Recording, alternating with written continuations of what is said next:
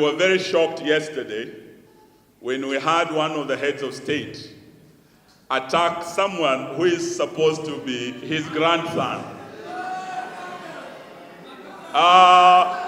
And we know we respect all heads of state. And we do as citizens respect all our presidents. Mimi ni rafiki sana wa Mheshimiwa Yoweri Museveni. Mimi nimemjua kwa miaka zaidi ya 20, nimekuwa wakili wake. Mimi simjui Babu Owino, lakini Babu Owino anajua Babu Owino. Na Babu Owino na Babu Owino ni marafiki vile Wamalwa na Museveni ni marafiki. And we must respect friendship. As East Africans, Mheshimiwa Museveni na wenzetu wa Uganda are free to come to Kenya. Kweli si kweli? Bobi Wine as an East African, he has brothers and friends like Babu, he is free to come to Kenya. Kweli si kweli? So it's not a crime kwa ndugu yetu Babu Owino na Bobi Wine kuwa marafiki.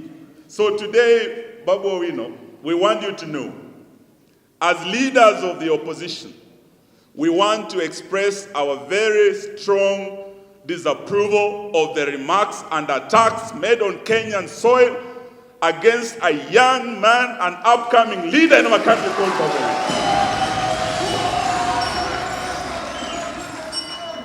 Na mimi nasikia sababu kuna mambo Bobi Wine alisema hapa.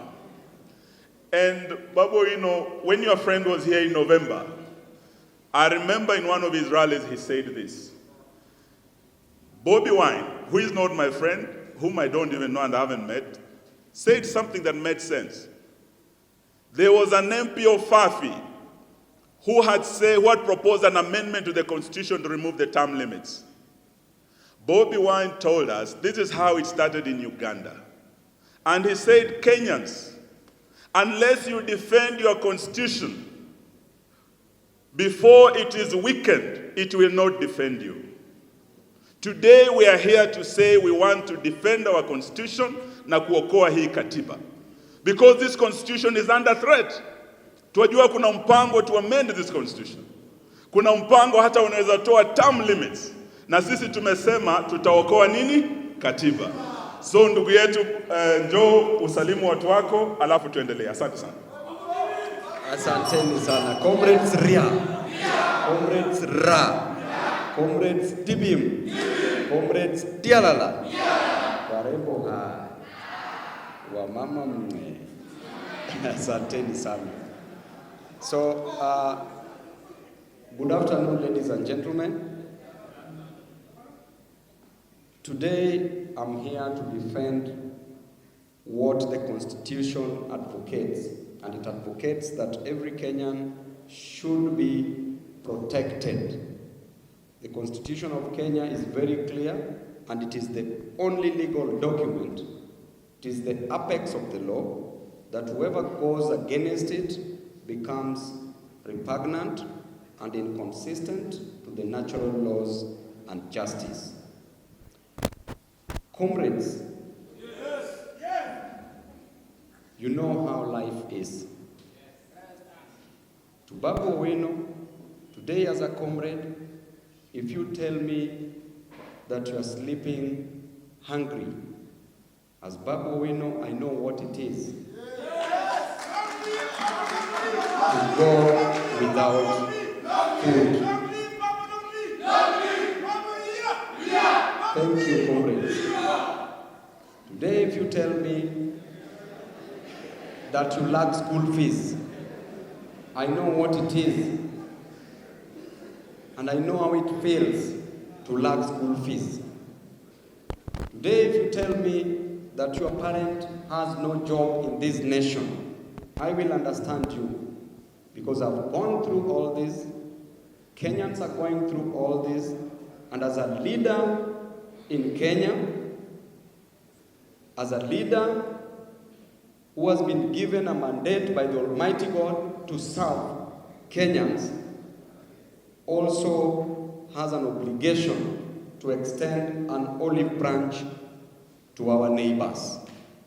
I'm not only a leader in Kenya, but also a leader in the region. A child in Kenya suffers the same fate as a child in Uganda, as a child in Congo, as a child in South Africa, and any other place within Africa. And therefore, if there is an autocratic government, if there is a kakistocratic government, if there is a government that does not deliver to its citizens, then it is my role as a leader to correct the excesses of that government. There are those leaders who will be very uncomfortable when you speak truth to them. And we shall proceed because we are within our rights to fight for the children of East Africa.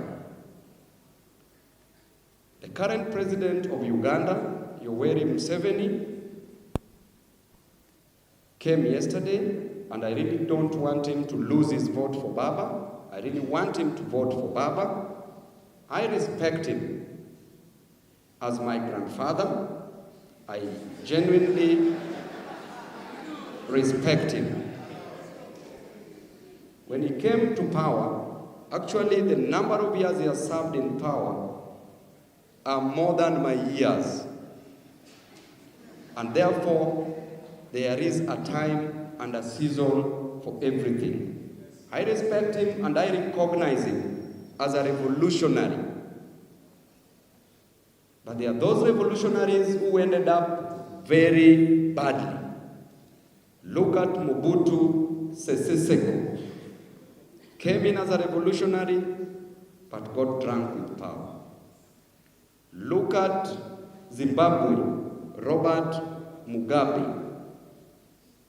And therefore, as a grandchild to my grandfather, Yoweri Kaguta Museveni, it is my role as a leader to ensure that I work under the doctrine of separation of powers, checks, and balances.